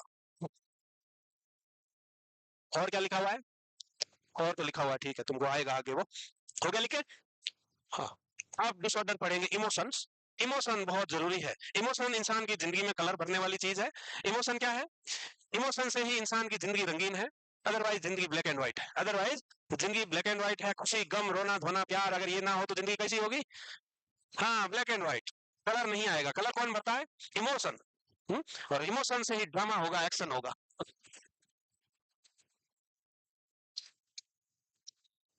तो आज मूड कैसा है? मूड आज मूड खराब तो नहीं? इमोशन में डिसऑर्डर में हम पहले देखते हैं मूड क्या है। मूड मूड नहीं है, ये मूड है। क्या है ये? मूड। मूड खराब कर दिया भाई। हाँ? तो ये मूड क्या है? Long term internal emotional feeling. Long term internal emotional feeling. जब से प्री का रिजल्ट आया है, सिलेक्शन नहीं हुआ है, तब से दुखी दुखी से रह रहे हैं, तब से मन उदास उदास रहता है। ये क्या है? ये मूड है। कि लॉन्ग टर्म या काफी समय से, काफी दिनों से मन उदास है। अंदरूनी उदासीनता क्या कहलाती है? मूड कहलाती है। ऐसा ही एक वर्ड होता है अफेक्ट। अफेक्ट आ रहा है कि चेहरे पे दिख रहा है, ये उदासी क्या कहती है? कि प्री क्लियर नहीं हुआ है। चेहरे से उदास लग रहे हो, कि लग रहा है प्री क्लियर नहीं हुआ इसलिए वो चेहरा उदास है। या अभी मैं कुछ क्वेश्चन पूछ लूं और या डांट दूं तो फिर वहीं खड़े खड़े रोने लग जाए। है? वो इमोशन, इमीडिएट जो इमोशन एक्सप्रेस करते हुए वो अफेक्ट है। वो क्या है? अफेक्ट। तो मूड का देखो, a person who is feeling low internally for a long time and has find everything in his surrounding dull and boring would be described as having depressed mood. इंसान लंबे समय से बहुत उदास, हताश, निराश फील कर रहा था और सारी चीजें, उसको किसी चीज में इंटरेस्ट नहीं आ रहा है, सब बोरिंग लग रहा है। तो इसका मूड कैसा है? ये कैसा मूड हुआ? Depressed mood. कैसा मूड है? Depressed mood. तो मूड याद रखना है, long term internal emotional feeling. Long term internal emotional feeling, अंदरूनी मन में अंदरूनी जो फीलिंग है वो मूड है। और जो बाहर हम एक्सप्रेस करेंगे वो अफेक्ट है। बाहर जो हम फीलिंग एक्सप्रेस करेंगे वो क्या कहलाएगा? अफेक्ट। नॉर्मल मूड को हम क्या कह देंगे बेटा? The term use to describe normal mood. हाँ, क्या कहते हैं? यूथाइमिया। यूथाइमिया का मतलब है नॉर्मल मूड।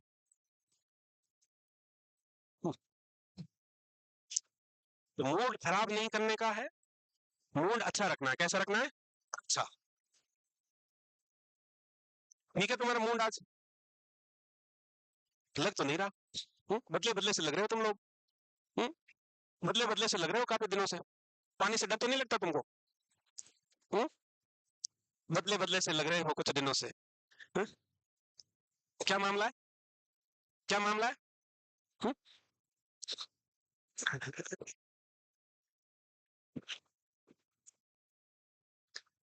गहरी जगह बनाई है समोसे ने। पूरा शहरी बेलम जितनी जगह कर दी इसने अंदर है समोसा। हो गया लिखे भाई? तो याद रखना है, नॉर्मल मूड को हम क्या कहेगा? क्या कहेगा? क्या कहेगा? यूथाइमिया कहेगा। नॉर्मल जो सांसें फूंक रही हो इसको क्या कहते हैं बेटा? हम्म? पता है? दिमाग में जोर लगा, पता है? बचपन से लेकर आज तक कितनी ऑक्सीजन ली तुमने? बताओ वो टर्म क्या है? नॉर्मल रेस्पिरेशन के लिए कौन सा टर्म यूज करते हैं? हाँ, यूपनिया। क्या यूज करते हैं नॉर्मल रेस्पिरेशन के लिए? यूपनिया। नॉर्मल लेबर को क्या कहते हैं बेटा? सारा मामला ही बिगाड़ देते हो तुम। क्या कहते हैं? यूटोसिया। अबे टर्म तो याद कर लो। अफेक्ट क्या है भाई साहब? Outward short term external expression of emotion. डांटा अभी और रोने लगे या चेहरे पे उदासीनता, गुस्सा दिख रहा है, वो क्या है? अफेक्ट है।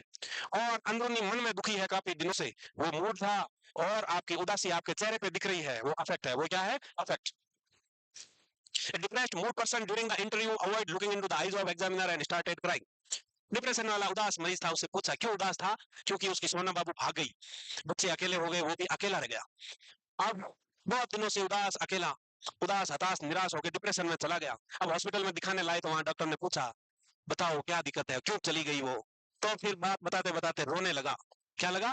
रोने लगा। तो अफेक्ट बाहर आने लगा, यानी जो उदासी अंदर थी वो अभी बाहर झलक रही है, क्योंकि वो रो रहा है, क्योंकि वो रो रहा है। तो ये जो रोने वाला इमोशन बाहर आया है, ये अफेक्ट है। और मन के अंदर जो दुख दर्द है, वो मूड है। वो क्या है? वो मूड है, मूड। तो दुख दर्द कुछ नहीं है, जिंदगी का हिस्सा है, आते जाते रहेंगे। वक्त जरूर बदलता रहता है, एक जैसा तो रहेगा नहीं रे। आज दुखी हो, परेशान हो, कुछ दिनों बाद मौज होगी। और वैसे तुम मान लो तो आज भी मौज ही है। क्या दिक्कत है? क्या दिक्कत है? कोई दिक्कत है? मस्त बेंच पे बैठे हुए हो, पंखा घूम रहा है ऊपर, लाइटें भी चल रही है, इतने सारे लोग एक साथ बैठे हुए हो, खड़े हो, दिक्कत क्या है? कुछ नहीं है। तो बस मान लो तो मौज है, वरना समस्या तो हर रोज है। अरे मान लो बस, मौज ही मौज है ना, समस्या तो रहेगी, जिंदा है तो चलती रहेगी। हो गया रे? नहीं हुआ? लिखो लिखो लिखो। लिख लिया? तो इमोशन के डिसऑर्डर से पहले ये टर्मिनोलॉजी है, mood and affect. Mood is long term internal emotional feeling, while affect is short term immediate outward expression of emotion. Outward expression of emotion. लो भाई, एक और लाइन आ गई। Facial expression and crying.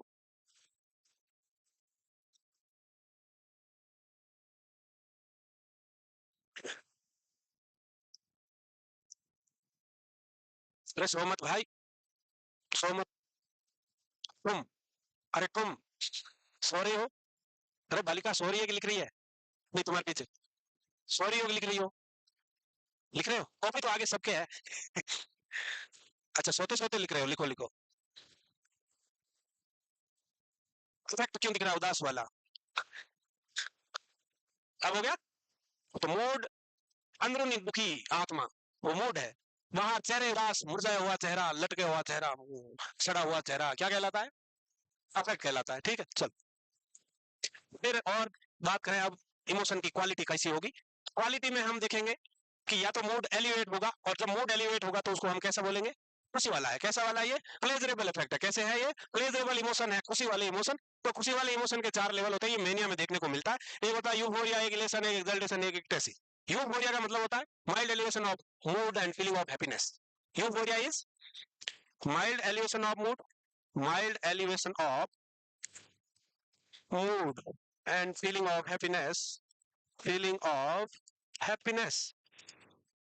वही elation is moderate elevation of mood, moderate elevation of mood and साथ में क्या होगा? increased psychomotor activity, psychomotor activity। फिर आता है exaltation। exaltation का मतलब होगा severe elevation of mood, severe elevation of mood। साथ में क्या होगा भाई? Increase psychomotor activity. इसके अलावा होगा क्या साथ में? Delusion of grandiosity, delusion of grandiosity की ऐसा लगता है अपनी भगवान है। ये क्या है? Delusion of grandiosity. फिर आता है आपका ecstasy. Ecstasy is extreme level of happiness है। कितनी है? भयंकर खुशी है। कैसी है? भयंकर, एक्सट्रीम लेवल ऑफ हैप्पीनेस। उसको बोलता है state of rupture, state of rupture. यानी कि खुशी इतनी की खुशी के मारे फट ना जाए कहीं। ब्लिसफुल, चेहरा भयंकर खुशी दिख रही है, चेहरा हाँ हाँ लाल हो रहा है खुशी से मारे हैं, ब्लिसफुल। इसके अलावा फीलिंग कैसी आती है? Feeling of reborn. ऐसा लगता है ऊपर वाले ने पुनः जन्म करके भेजा है। पहले टीप लो, मैं साथ साथ बोलता रहूंगा, तब तुम्हारे खोपड़ी में बात घुस जाएगी। हैंड राइटिंग तो प्रेजेंटेबल है, समझने लायक ही लग रही है। तारीफ नहीं करते तुम यार हैंड राइटिंग की, मजा नहीं आ रहा। ऐसे नहीं करते, अरे ऐसे थोड़ी करते हैं, ऐसे तारीफ करते हैं, वाह क्या लिखा है। हाँ, वही वही वही, ये ऐसी तारीफ करते हैं यार, वाह क्या लिखा है, वाह क्या बनाया। हम्म? तो यहाँ यूफोरिया समझना है आपको, ये प्लेजरेबल इमोशंस है। यूफोरिया का मतलब होता है mild elevation of mood, mild elevation of mood, जिसमें इंसान खुश खुश रहता है। कैसा रहता है? खुश खुश रहेगा, और खुश रहना अच्छी बात है। तो यूफोरिक फेज हमेशा कुछ नशा करने से यूफोरिया आता है, माइल्ड नशा होगा तो यूफोरिया आएगा, दारू पीने से यूफोरिया होता है। इसके अलावा जो सिंगर होता है लाइव कॉन्सर्ट में गाते हैं ना, यो हनी सिंह, जब गाना गाते गाते नाचेगा साथ साथ, तो एनर्जी का लेवल कैसा होता है, वो माइल्ड एलिवेशन ऑफ मूड और यूफोरिक होता है। यूफोरिक का मतलब गाते गाते ऐसे 4 बोतल वोट है, नाचते सार बंदर की तरह उछल कूद, वो क्या है, यूफोरिक फेज है। क्या है वो, यूफोरिक फेज होती है, हाइपोमेनिक फेज बोलते हैं उसको, जिसमें इंसान का एनर्जी लेवल ज्यादा होता है और वो खुश नजर आता है। फिर दूसरा आता है इलेशन, ये यूफोरिया से थोड़ा और लेवल बढ़ गया खुशी का, मॉडरेट एलिवेशन ऑफ मूड है, अब यहाँ खुश भी है और साथ में एक्टिविटी भी बढ़ी हुई है, उछल कूद बहुत ज्यादा बढ़ती जा रही है। फिर तीसरा वाला आता है एक्साल्टेशन, यहाँ सीवियर एलिवेशन है, खुशी भी बहुत ज्यादा बढ़ती जा रही है, सीवियर लेवल तक है, साथ में साइकोमोटर एक्टिविटी भी बहुत जल्दी जल्दी चल रहा है, जल्दी जल्दी बोल रहा है और बता रहा है कि मैं ही राजा हूँ, मैं ही राजा हूँ, मैं ही भगवान हूँ, मैं बहुत रिच हूँ, मैं विश्व सुंदरी हूँ, मैं विश्व सुंदरा हूँ। ऐसा बोलता हुआ घूम रहा है कि कोई नहीं है इस दुनिया में हमसे सुंदर। है कोई, है, है कोई, तुम खुद ही देख लो, है कोई, है, नहीं है, चलो कोई नहीं। फिर आता है इक्टेसी, इक्टेसी का मतलब है, इक्टेसी क्या है, काय गुस्सा कर रही बेटा, है, बता मेरे को, खड़ी होकर बता, इधर देख, दीवार की तरफ मुंह कर ले, खड़ी हो जा, हाँ बीच वाली लड़की खड़ी हो, मुंह उधर कर, खड़ी हो जाओ, दीवार की तरफ मुंह करके मुझे बता दो, मैं पूछूं, तुम कान में कह रही हो उसके, तुम नहीं है यार, जैसे मतलब तुम भी बातें कर रही थी। चलो बच गई, ठीक है, अगली बार मत करना। हाँ, फिर आता है इक्टेसी, इक्टेसी क्या है, बहुत ज्यादा खुशी, एक्सट्रीम लेवल ऑफ हैप्पीनेस, जिसमें पेशेंट को ऐसा लगता है कि ऊपर वाले ने उसको पुनर्जन्म किया है कि जाओ गरीबों का कल्याण करो और आज से तुम उनके राजा हो और उनका कल्याण करके आओ। तो ऐसी फीलिंग की भगवान ने उसका पुनर्जन्म किया है कि गरीबों का कल्याण करके आ जा, और खुशी इतनी है कि वाह राजा बना के भेजा भगवान ने, खुशी के मारे कहीं फट ना जाए, इसलिए इसको बोलता है state of rupture, state of rupture. तो चार यूफोरिक और प्लेजरेबल अफेक्ट के स्टेजेस है और ये मेनिया में देखने को मिलते हैं। ये चारों स्टेजेस किस में देखने को मिलेगी, मेनिया में, ये चारों हमको मेनिया में देखने को मिलेंगे। तो मेनिया में इफेक्ट कैसा देखने को मिलेगा, प्लेजरेबल इफेक्ट देखने को मिलेगा। लिख लिया, हम्म, हो गया, अबे लिखा हुआ है, दोबारा नहीं लिखूंगा, जल्दी बोल लो, हो गया, नो,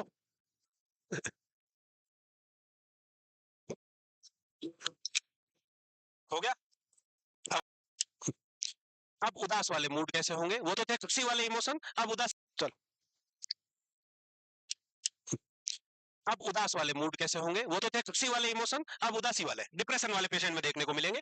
और डिप्रेशन वाले में क्या क्या देखने को मिलेगा, तो एनहीडोनिया देखने को मिलेगा। क्या मिलेगा, anhedonia, anhedonia is lack of pleasure, lack of pleasure in previously pleasurable activity, in previously pleasurable activity. अरे जो काम पहले करने में अच्छा लगता था, पहले जिस काम को करने में खुशी मिलती थी, अब उस काम को करने में खुशी नहीं मिलती। क्या, अब उस काम को करने में प्लेजर नहीं है, वो क्या कहलाएगा, एनीडोनिया कहलाएगा। अपेथी एक ब्रॉड टर्म है जिसमें lack of emotion, lack of energy, lack of emotion, lack of energy, lack of interest.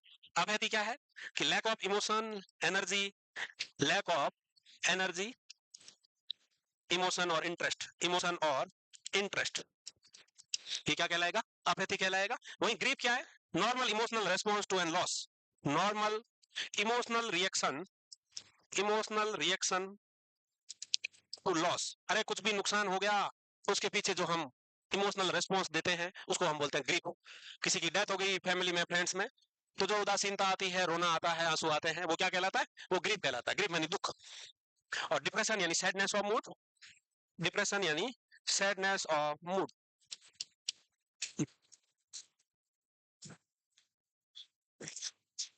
एनिडोनिया ऊपर दिख रहा है बेटा, तीर कहां जा रहा है,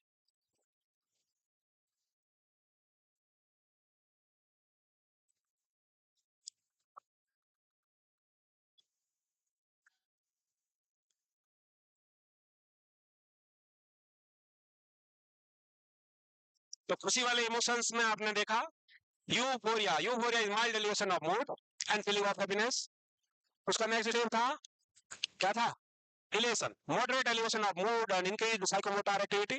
Exaltation में severe elevation of mood plus increased psychomotor activity and delusion of grandiosity. Delusion of grandiosity का मतलब है ऐसा लगता है हम ही राजा है, हम ही भगवान है, जो है वो सब हम ही हम है, वो वाली फीलिंग ग्रैंडियोसिटी है। फिर इक्टेसी का मतलब है भयंकर तरीके की खुशी इतनी की खुशी के मारे फट ना जाए, और वो खुशी इसलिए है कि ऊपर वाले ने वापस पुनर्जन्म करके नया जन्म दिया है कि जाओ गरीबों का कल्याण करके आओ, जाओ, स्पेशल पावर देके भेजा है कुछ कि तुम ही कल्याण कर पाओगे, हैं, बचा लो उनको। तो ये वाली फीलिंग है। फिर उदासीनता वाले आते हैं, सैडनेस वाले अफेक्ट और इमोशंस। तो सैडनेस वाले में हमको देखने को मिलेगा एनहीडोनिया। एनहीडोनिया का मतलब हो गया lack of pleasure in previously pleasurable activity. जो काम किस पहले करने में अच्छा लगता था, खुशी मिलती थी, अब वो अच्छा नहीं लग रहा है। इसके बाद अपनी जिसमें इमोशन नहीं है, एनर्जी लेवल नहीं है, इंटरेस्ट नहीं है कुछ भी चीज में, वो क्या कहलाएगा? अपैथी कहलाएगा। उसके अलावा ग्रीफ, किसी भी दुख वाली घड़ी है, सैड है, कोई इमोशन, किसी चीज में लॉस हुआ, फैमिली में डेथ हुई, फ्रेंड्स की डेथ हुई, फाइनेंशियल लॉस हुआ, वो सब किस में आएगा? ग्रीफ में आएगा। हो गया? तो ये ऊपर वाले दिखेंगे मेनिया में और ये दिखेंगे डिप्रेशन में। अब इमोशन में फ्लक्चुएशन होगी। फ्लक्चुएशन का मतलब क्या है? इमोशन चेंज होंगे। इमोशन क्या होंगे? चेंज। तो जिसमें हमको देखने को मिलेगा लेबाइल मूड। और लेबाइल मूड नाम से दिख रहा है यहाँ चेंज हो रहा है। लेबाइल मूड का मतलब है कभी खुशी कभी गम, excessive variation in the mood, excessive variation in the mood ही, हा हा हा हा, है? ये लेबाइल है, ये लेबाइल है। कभी हंसना कभी रोना। A man start crying and start laughing to the next moment without any reason is labile mood. Rapidly changing mood को हम क्या बोलेंगे? Labile mood. जो मूड तुरंत बदल जाए, हंसता हंसता रोने लग जाए, रोते रोते हंसने लग जाए, ये वाले मूड कहलाते हैं लेबाइल मूड। क्या मूड है ये? Labile mood.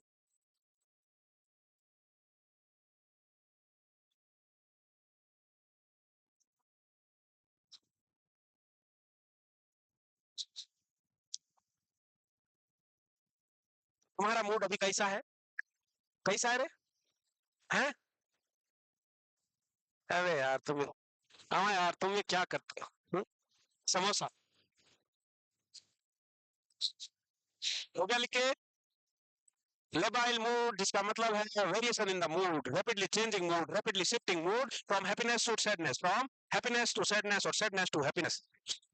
हंसते हंसते रोना और रोते रोते हंसना लेबाइल मूड कहलाएगा। क्या कहलाएगा? Labile mood. चले आगे। फिर आता है फ्लैट और ब्लंट। क्या हुआ? अरे इतना क्या लिख रहे हो इसमें? ये जानबूझ के तो नहीं हो रहे हो दोपहर से, है ना? नहीं हुआ है। इफेक्टिव फ्लैटनिंग का मतलब क्या होगा? जिसमें हमें दो चीज देखने को मिलेगी, एक फ्लैट इफेक्ट और एक ब्लंट इफेक्ट। फ्लैट का मतलब होता है फ्लैट लाइन। ईसीजी में फ्लैट लाइन कब आती है? जब इंसान दो चीज, बैटरी डाउन हो गई दोपहर से, है ना? ठीक है। तो फ्लैटनिंग का मतलब क्या होगा? जिसमें हमें दो चीज देखने को मिलेगी, एक फ्लैट इफेक्ट और एक ब्लंट इफेक्ट। फ्लैट का मतलब होता है फ्लैट लाइन। ईसीजी में फ्लैट लाइन कब आती है? जब इंसान सुलट जाता है, तब आती है फ्लैट लाइन, है ना? और ब्लंट का मतलब क्या होता है? फ्लैट और ब्लंट दो वर्ड है। ब्लंट का मतलब क्या है? जो साफ नहीं है वो ब्लंट है, जो नुकीला नहीं है वो ब्लंट है। कैसा है? जो नुकीला नहीं है, तीखा नहीं है, वो क्या है? ब्लंट है। यानी कि जो शार्प नहीं है, शार्प का अपोजिट होता है ब्लंट। तो ये दो चीज देखो, यहाँ इमोशन ब्लंट अफेक्ट में तो इमोशनल रेस्पॉन्स क्या हुआ है? कम हुआ है। भयंकर जोक सुनाया कि सब लोग ही हा हा भयंकर हंस रहे हैं, और डिप्रेशन वाला पेशेंट क्या कर रहा है? इतनी सी स्माइल दी, सिर्फ हल्की सी। तो ये कैसा अफेक्ट था? ब्लंट अफेक्ट था। भयंकर जोक सुनाया, फिर भी सड़ा हुआ चेहरा लेके मुंह लटका के ही बैठा हुआ, और बाकी सब हंस रहे हैं। तो ये कैसा इमोशन हुआ? Flat emotion. कैसे हुए? फ्लैट। या फिर जोक सुनाते ही पहले तो हंसा ही हा हा हा, और फिर अगले टाइम पे वो रोने लगा, वो कैसा अफेक्ट हुआ? लेबाइल हुआ। वो कैसा हुआ? लेबाइल। तो ये तीन अफेक्ट है। एग्जांपल में देख लो फ्लक्चुएशन में कि a person would not look happy during festival season और did not appear sad when his mother is died. ये भी फ्लक्चुएशन है कि भाई साहब एक्चुअल में जितना होना चाहिए था वैसा इमोशन दिख नहीं रहा है, वैसा इमोशंस शो नहीं हो रहा है। जितना दुखी लगना चाहिए मदर की डेथ में उतना नहीं लग रहा है। बीच बीच में स्माइल भी कर रहा है और हल्का उदास सा लग तो रहा है, पर जितना लगना चाहिए उतना नहीं हो रहा है।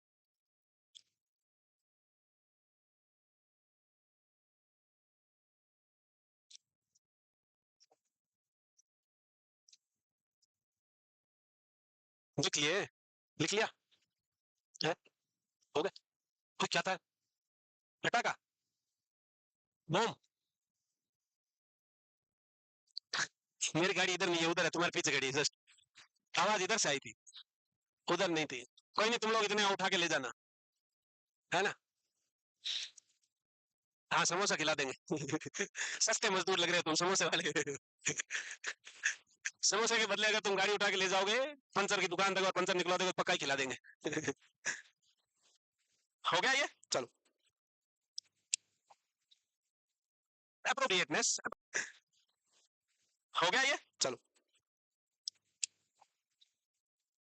अप्रोप्रिएटनेस, अप्रोप्रिएटनेस का मतलब होता है सिचुएशन को देखते हुए अप्रोप्रिएट है या नहीं। सोशल सिचुएशन क्या कहती है? उसके अनुसार आपके इमोशन है या नहीं।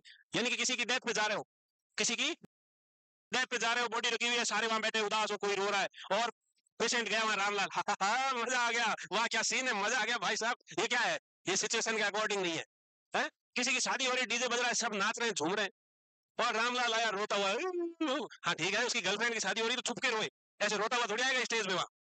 तो ये अप्रोप्रिएट सोशल सिचुएशन को देखते हुए इमोशन कैसे हैं, उसको हम अप्रोप्रिएटनेस बोलेंगे। In general the expected emotion state is sadness. किसी के अंतिम संस्कार में जाओगे, चेहरे पे उदासी दिखनी चाहिए। वहीं अगर आप किसी के डेथ पे जा रहे हो, चेहरे पे उदासी दिख रही है, इसका मतलब आपके इमोशन और अफेक्ट कैसे है, appropriate to the social situation, appropriate to the social situation है। वहीं वहां हंस रहे हो जाके और बहुत खुश नजर आ रहे हो, स्माइल कर रहे हो और हंस रहे हो जोर से, हा हा, तो वो इनअप्रोप्रिएट अफेक्ट है। वो क्या है, इनअप्रोप्रिएट इमोशंस और इनअप्रोप्रिएट अफेक्ट कहलाएंगे।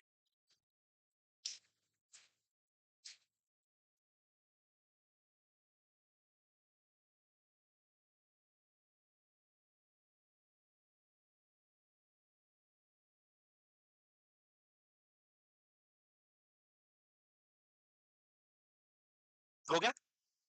नहीं? हम्म? कुछ कहा? क्या कहना? 5 दिन की क्लास होंगे, पैसों के तुम समझ, सुबह को फिनिश, 4 मेरे साथ आ जाना, मैं खिला दूंगा उधर, खिलाएंगे तुमको, समझ से भी किसी, तुम जानबूझ के, जजमेंट जजमेंट, इनसाइट को लगा, 2 बाइक आ रही है और उसने बीचों बीच टकरा दी बाइक को ट्रक के, उसका क्या चीज इंपेयर्ड था, इनसाइट, मेमोरी, जजमेंट, इंटेलिजेंस, क्या था? अच्छा ठीक बात। इसके अलावा एक वर्ड होता है एनोसोग्नोसिया, का मतलब है उसका बेटा, एनोसोग्नोसिया का मीनिंग क्या हुआ? के अलावा आपको याद रखना है, हाँ, filling the memory gap with false memory क्या कहलाएगा, कन्फबुलेशन कहलाएगा। वहीं डेजाउ क्या है, डेजाउ, डेजाउ यानी आपको पहले भी कहीं देखा है, feeling of familiarity with unfamiliar situation. वहीं jamais vu is feeling of unfamiliarity with familiar situation, जिसमें deja entendu hearing something new, पहली बार सुने हैं फिर भी सुना सुना सा लगना, डेजा एंटनडू है। इसके अलावा deja pense is new thought perceived as thinked previously, ये क्या है, ठीक है, कन्फबुलेशन, फीलिंग मेमोरी गैप हो गया। इसके अलावा remote memory long term childhood memory है, लंबे समय वाली मेमोरी, बचपन की यादें, एपिसोड सबकी मेमोरी क्या है, वो सिमेटिक मेमोरी